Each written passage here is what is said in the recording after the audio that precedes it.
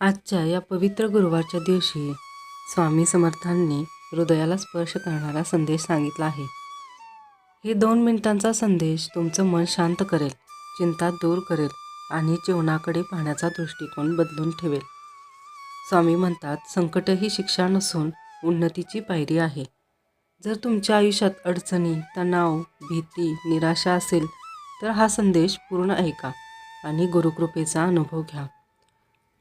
आणि हा संदेश तुमच्या प्रियजनांना नक्की शेअर करा आणि चॅनलला सबस्क्राईब करायला विसरू नका.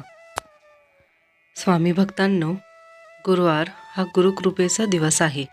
आजच्या दिवशी मन शांत ठेवा, वाणी मधुर ठेवा आणि कर्म शुद्ध ठेवा.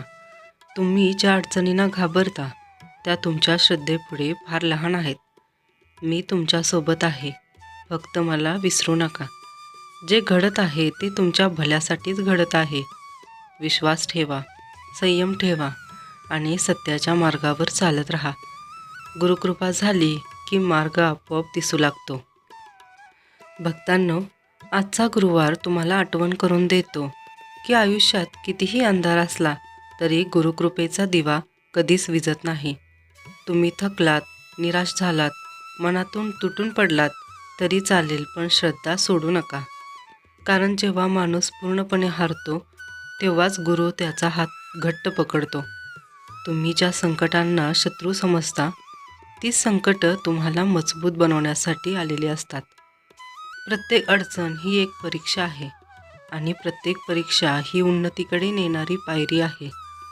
आजच्या दिवशी मनात राग, मत्सर, भीती आणि अहंकार साठवू नका. कारण अशुद्ध मनात कृपा टिकत नाही. जे आहे त्यात समाधान ठेवा, जे नाही त्यासाठी संयम ठेवा आणि जे गमावले त्यासाठी गुरुवर सोपवून द्या. तुमचं नशीब बदलण्यासाठी बाहेर काही शोधू नका. बदल तुमच्या विचारातूनच सुरू होतो. जेव्हा तुमची वाणी स्वच्छ होते तेव्हा नाती सुधारतात. जेव्हा विचार स्वच्छ होतात तेव्हा निर्णय योग्य होतात आणि जेव्हा कर्म शुद्ध होते तेव्हा संकट आपोआप दूर होतात. आज गुरुवार आहे म्हणून काही विशेष मागण्यापेक्षा स्वतःला गुरुच्या चरणी अर्पण करा. कारण जे स्वतःला अर्पण करतात त्यांची काळजी गुरु स्वतः घेतो. लक्षात ठेवा, मी तुमच्यासोबत नेहमी आहे, पण तुमचा विश्वासच मला जवळ आणतो.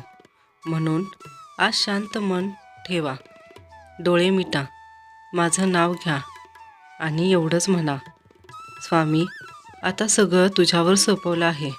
आणि ह्या भावातून जे अश्रू येतील तेच तुमचं खऱ्या अर्थानं कल्याण करतील. श्री स्वामी समर्थ.